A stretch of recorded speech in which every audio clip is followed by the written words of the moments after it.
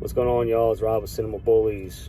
I'm going to touch up on take 2 of me and Dave Wilson in regards to the breeding aspect of, these dogs. I'm still getting inquiries from people about how to breed, what I think of their dogs, what route they should go. We got into it in that video, in the discussion. I'm going to just elaborate more, just straight up breeding talk from me and not two different people. But, Dave and I are on the same page with the line breeding. Line breeding is essential to locking in traits and establishing your look, that you desire, and the bloodline, or your bloodline. Once you get 4 or 5 generations in, you start to establish your bloodline, and then you have to outcross, and then you officially have your own bloodline, and hopefully you have a distinguished look that is not like someone else's look.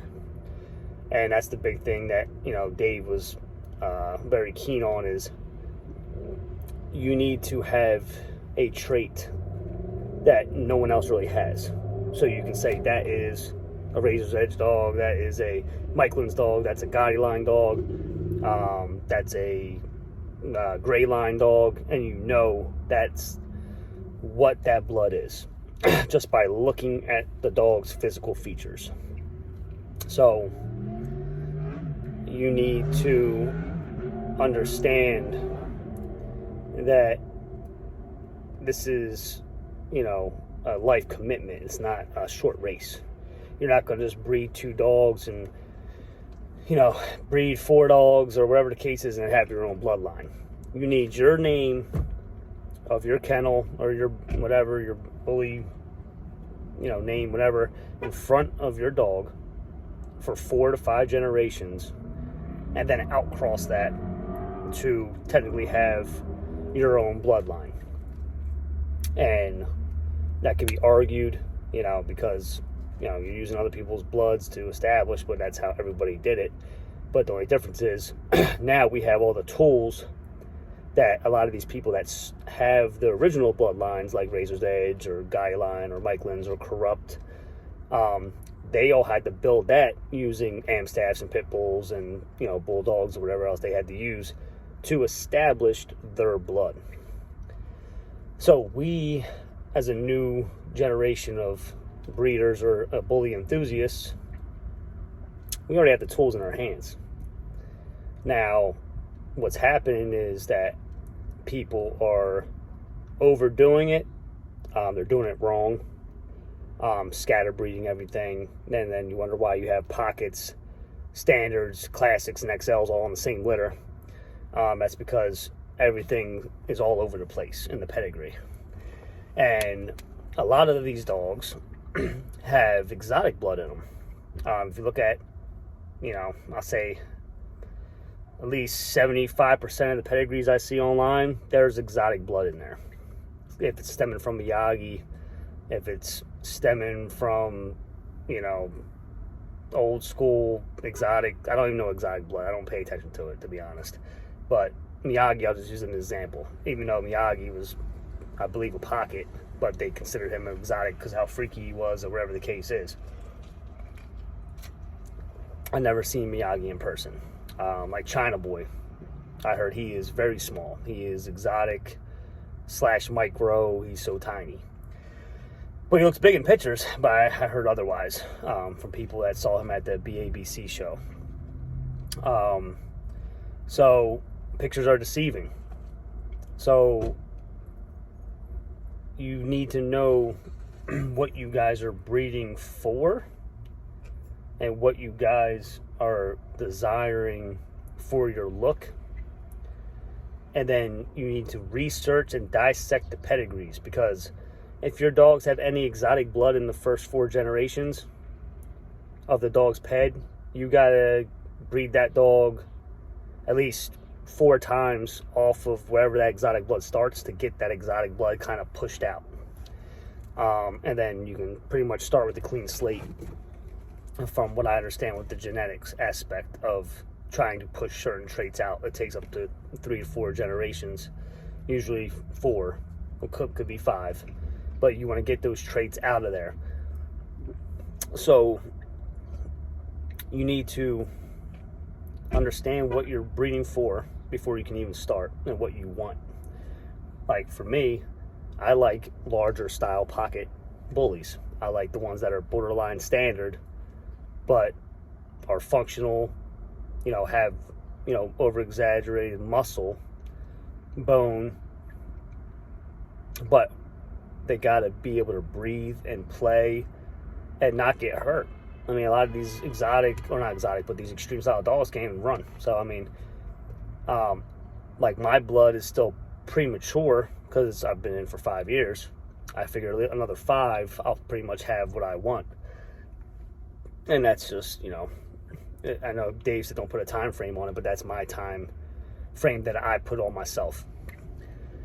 So in the future, I would like to be able to produce a consistent, 15 to 15 and a half inch female pockets and 16 to 16 and a half inch pocket males that have the substance, that have the bone, that have the width. And that's one thing I do lack in my programs: width. I need the width without jeopardizing joints and their structure of their shoulders. And that's what I know I'm missing in my program. I got a pretty good structure. I have, pretty good feet, exceptionally good feet for the most part. Health is pretty much A1 in my program. There's no murmurs, there's no really breathing issues except for Obsidian, but that's as in a large palate. And I say my personal stuff out there. I don't care.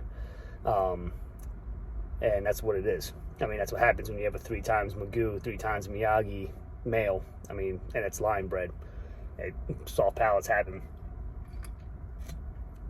But I know what I need to do, and which is why I brought old school blood back into my yard, which is off of Grand Champion Stacks and, Champion Game Changer, which Game Changer Stacks' son.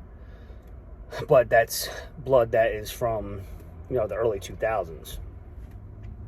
Or, yeah, pretty much early 2000s. Well, I'll say mid. Like 07, 08-ish. So, I mean, it's older blood. Stacks is from, I believe, the earlier 2000s. And then,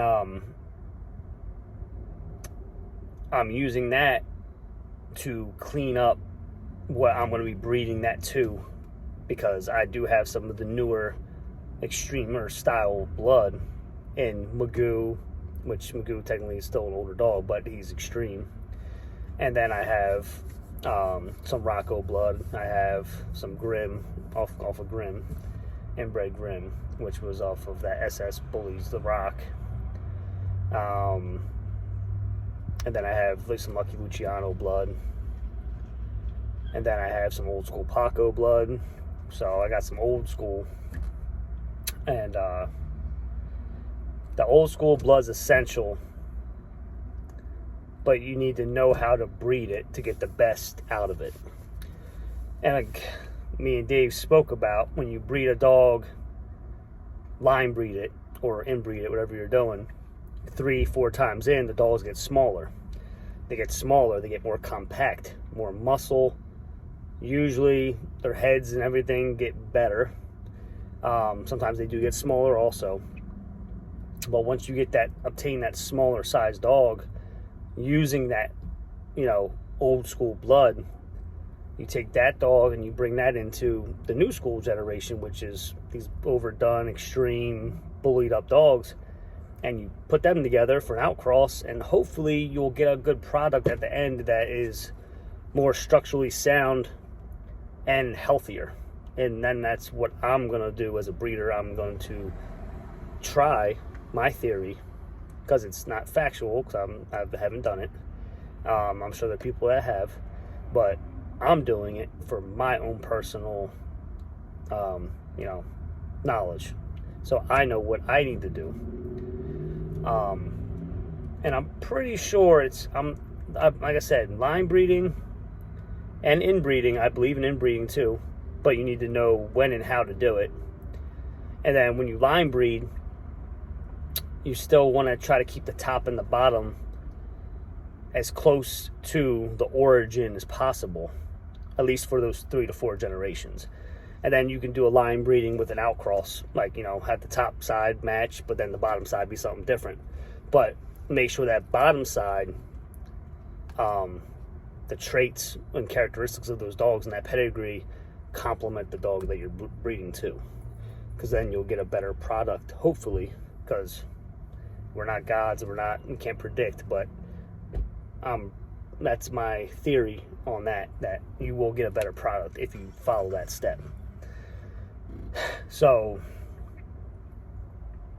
scatter breeding, I don't agree with that at all. You guys are breeding dogs that have nothing in common, that are all over the place, that you wonder why you guys get pit bulls. I mean, because it's just too much shit going on in the pedigrees, and it's not good.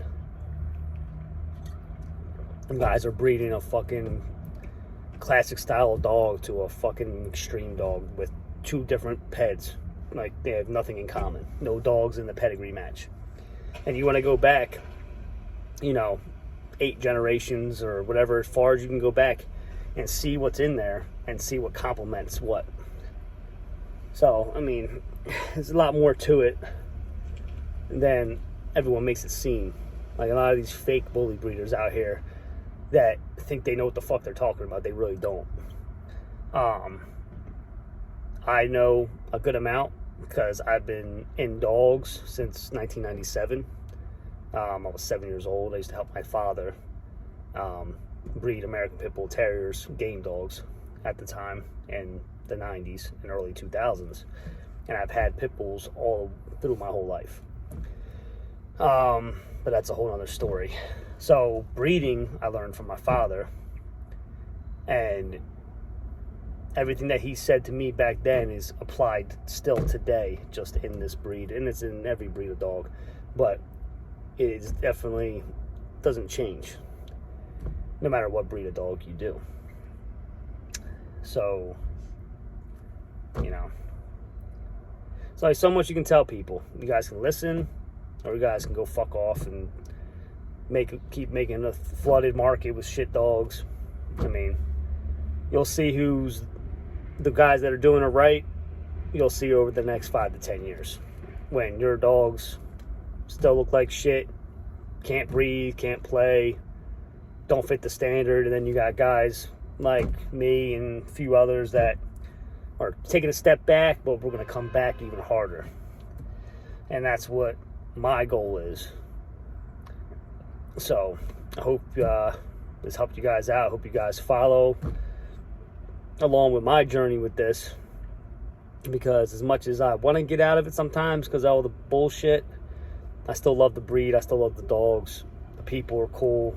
I make a good amount of friends through this, and it's more of acquaintances than friends, but I meet some good people, some cool people, but it's all networking.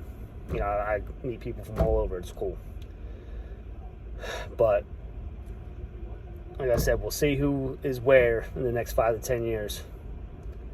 And hopefully we can fix this breed before its demise. Because the way that's going now, I don't know. Like, if it keeps getting worse, I mean, I won't even waste my time going to any type of events. I mean, I'll just do my own thing and produce badass dogs. Like half these guys that are successful breeders, they don't even go to shows. They just breed good dogs. But I like the competition, so I like to compete. So that's why I'm there. So, hope this helped you guys out. I hope you guys understand what I'm saying. If you need me to dumb it down even more, I could do that too. Just comment below. Let me know if you guys understand where I'm getting at. And if there's anything I could touch up on, I'll make another video again. So, take care. Hope this helped you guys out. Later.